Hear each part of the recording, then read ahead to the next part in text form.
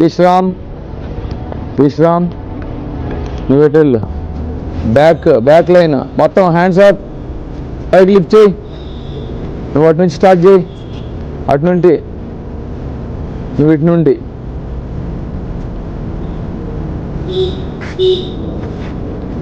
క్లియర్గా ఏముంది మొత్తం జేబులోంచి పక్క తీర్చు.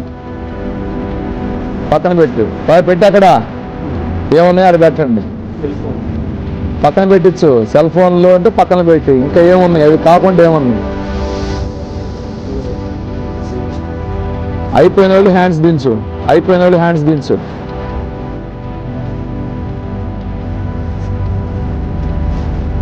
పెట్టి అక్కడ పెట్టు. కరెక్ట్ క్లియర్గా చెక్ చేయి.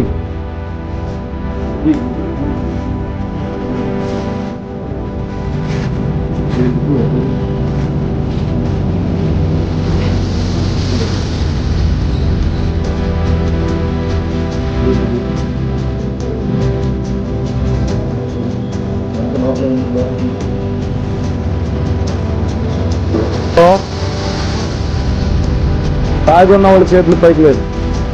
చెక్ చేస్తా. ఇప్పుడు ఎవడన్నా తాగి ఉన్నవాడు చెయ్యి లేపండి. ఇంకా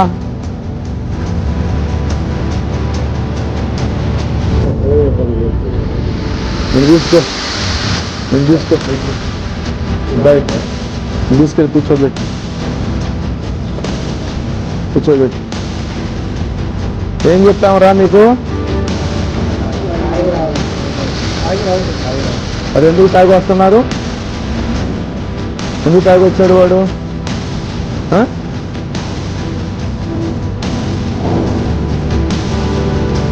శనివారం ఇక్కడికి రావాలని చెప్తున్నాం. మీరు మొబైల్ ఫోన్ ఏదన్నా సిమ్ మారిస్తే మాకు చెప్పాలా. మీ దగ్గర డ్యూయల్ సిమ్ ఉంటే డ్యూయల్ సిమ్ మా దగ్గర ఉంది, ఇంకొక నంబర్ కూడా ఉందని చెప్పాలా. మీ యొక్క రాకపోకలు, రావటాలు, పోవటాలు అన్నీ కూడా చెక్ చేయబడతాయి. డౌట్ వచ్చింది అనుకో, మీ గురించి మొత్తం కూడా మీ సెల్ ఫోన్ చెప్తుంది. మీరు ఎక్కడ తిరిగారు, మీరు ఏం చేశారు, మీరు ఏమన్నా మళ్ళా క్రైమ్లో ఇన్వాల్వ్ అవుతున్నారా ఏంటనేది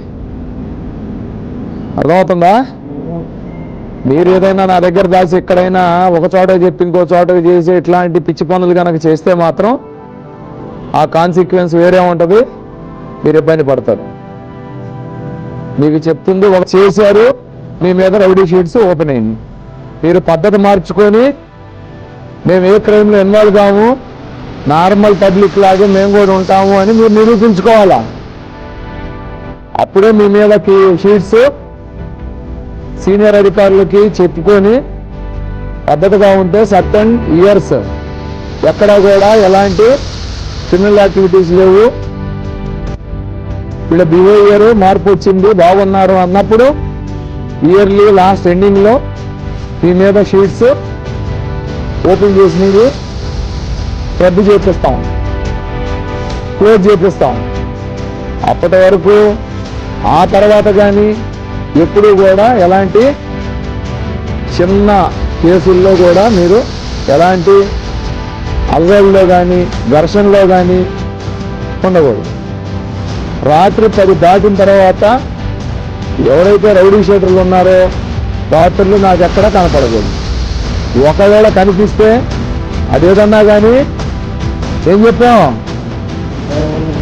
మెడికల్ ఎయిడ్కి సంబంధించినటువంటి ఇష్యూ అయితేనే మీరు బయట తిరగాలి.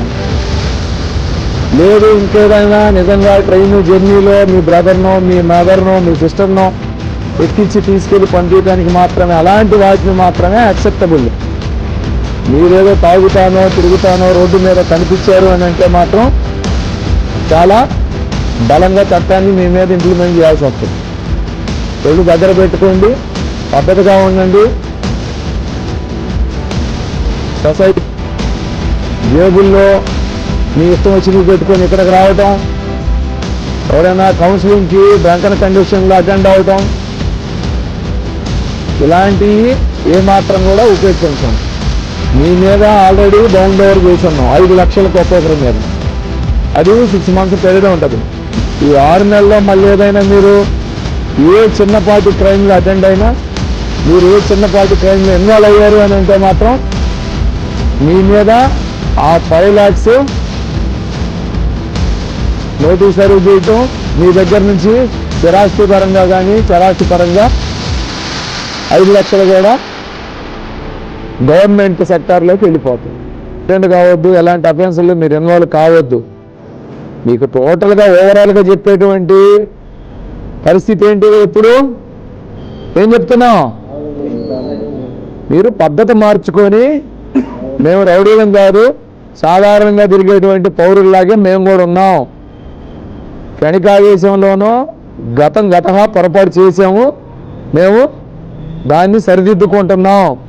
మాకు ఫ్యామిలీస్ ఉన్నాయి, మేము మళ్ళీ ఎక్కడా కూడా తప్పు చేయము అని చెప్పి మీ ప్రవర్తన ద్వారా మాకు తెలియజెప్పాలి. మిమ్మల్ని క్షుణ్ణంగా మీ మొబైల్ ఫోన్ని ట్రాక్ చేస్తూ ఉన్నాం. మీరు ఎక్కడ తిరుగుతుంది, ఎక్కడికి వెళుతుంది, ఎవరిని మాట్లాడుతుంది, ఏం జరుగుతుంది, మీ మీద కేసులు ఉన్నటువంటి ఎప్పుడు మీరు అటెండ్ అవుతున్నారు, సక్రమంగా అవుతున్నారా లేదా, ఈ మొత్తం కూడా ఉంటాయి. రాత్రి 10 తర్వాత మీరు ఎక్కడ కూర్చోవటం కానీ, మందు కన్జ్యూమ్ చేస్తా కానీ, బాతా కానీ కొట్టుకుంటా బజార్లో తిరగటం కానీ ఏమీ ఉండరాదు. గుర్తుపెట్టుకోండి. లైన్ తోడంటే ఈ 2 లైన్లే వెళ్ళిపోవాలా. అర్థమవుతుందా? నిలబడు. చెప్పిని తూచా తప్పకుండా పాటించాలా. ఎవరికైనా మీలో ఫ్యామిలీకి సంబంధించినటువంటి ఇష్యూస్, సీరియస్ ఇష్యూస్ వస్తే దానికి సంబంధించి మీరు ఇక్కడ అటెండ్ అవ్వాలా. ఏం రావాలి? లీవ్ లెటర్ రాసి ఇవ్వాలి. ఎక్కడికి వెళ్తున్నారు, ఏంటి, ఎప్పుడు పోతారు, ఏ విధంగా వెళ్తారు, బైక్ మీద, కారులోనా, ట్రైనా, బస్సా, మళ్ళా రిటర్న్ ఎప్పుడు అనేది కూడా స్పష్టమైనటువంటి లిఖితపూర్వకంగా మీరు నాకు రాసి ఇవ్వాలి. మీ ఫైల్ నీకు ఉంటుంది, ఎవరి ఫైల్ వాడికి ఉంటుంది. అది నిజమా కాదా అనేది కూడా ప్రతిదీ ఎంక్వైరీలో ఉంటుంది. ఏ మాత్రం మీరు ఒక చోటకి చెప్పి ఇంకో చోటకి ఏం చూస్తారు అని అనుకున్నారంటే మాత్రం మీ బూతి మీరు తవ్వుకున్నట్టే అవుతుంది. గుర్తుపెట్టుకో. సావధాన్. ఇదే 2 లైన్లు వెళ్ళిపోవాలి. Line third.